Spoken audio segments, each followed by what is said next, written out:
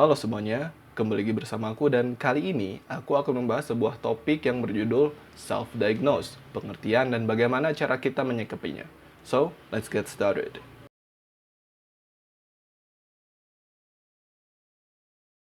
Jadi belakangan ini, self-diagnose atau mendiagnosis diri sendiri makin marak terjadi, terutama dengan makin gampangnya akses informasi di internet.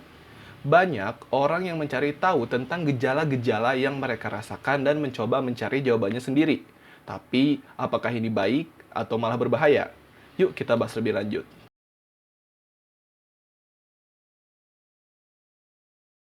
Pertama-tama, aku akan bahas dulu apa itu self-diagnose.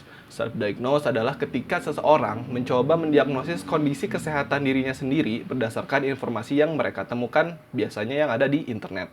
Ini bisa mencakup berbagai hal, mulai dari penyakit fisik hingga kondisi mental.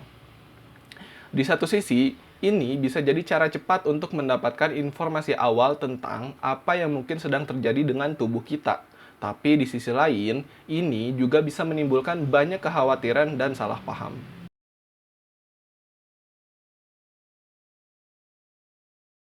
Oke, sekarang kita lihat dulu beberapa kelebihan dari self-diagnose. Pertama, akses informasi yang cepat.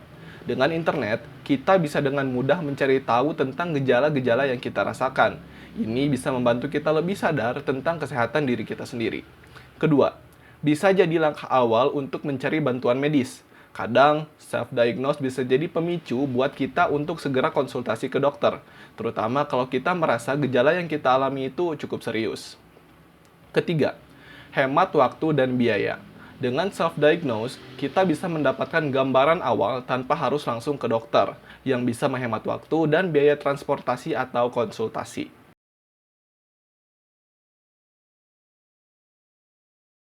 Tapi, self-diagnose juga punya banyak kelemahan dan bahaya. Pertama, risiko salah diagnosis. Informasi yang kita dapat di internet bisa jadi nggak akurat atau nggak lengkap, yang bisa bikin kita salah mengartikan gejala yang kita alami. Kedua, bisa menimbulkan kecemasan yang berlebih. Kadang, setelah mencari informasi di internet, kita malah jadi lebih cemas dan khawatir tentang kondisi kita. Bahkan, bisa berpikir kita punya penyakit yang serius padahal ya sebenarnya enggak. Yang ketiga, menunda penanganan medis yang tepat.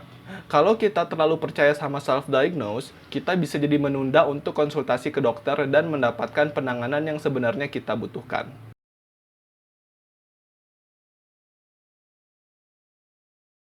Biar lebih jelas, aku akan kasih beberapa contoh kasus self-diagnose yang salah. Misalnya, ada orang yang merasa pusing dan lelah. Terus setelah searching di internet, dia mikir kalau dia itu kena penyakit jantung. Padahal setelah cek ke dokter, ternyata cuma kurang tidur dan dehidrasi. Contoh lainnya adalah, ada yang merasa cemas dan stres. Terus mikir kalau dia itu punya gangguan kecemasan berat setelah baca artikel di internet. Padahal sebenarnya dia itu cuma butuh istirahat dan relaksasi. Kasus-kasus kayak gini itu banyak terjadi dan ini nunjukin betapa pentingnya untuk tetap konsultasi ke dokter untuk diagnosis yang tepat.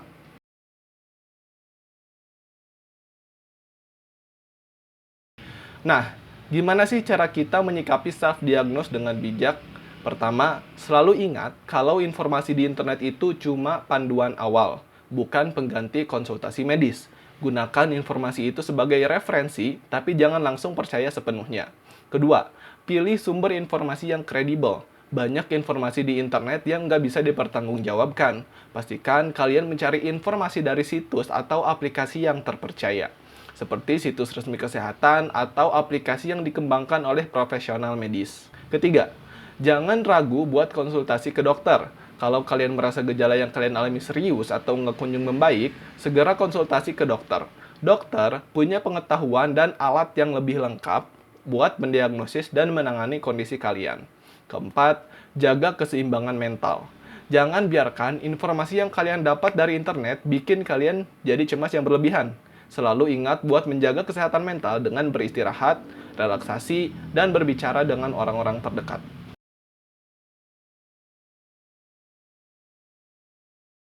Kenapa sih konsultasi ke dokter itu penting banget? Pertama, dokter punya pengetahuan yang mendalam tentang kondisi kesehatan dan gejala yang kalian alami.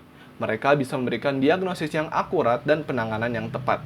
Kedua, Dokter bisa melakukan pemeriksaan fisik dan tes medis yang nggak bisa kalian lakukan sendiri di rumah. Ini penting buat memastikan kalian mendapatkan diagnosis yang tepat. Ketiga, dokter bisa memberikan saran dan pengobatan yang sesuai dengan kondisi kalian. Ini nggak cuma membantu kalian sembuh lebih cepat, tapi juga mencegah kondisi kalian jadi lebih parah. Jadi, meskipun self-diagnose bisa jadi langkah awal yang bagus, jangan lupa untuk selalu konsultasi ke dokter untuk mendapatkan penanganan yang tepat.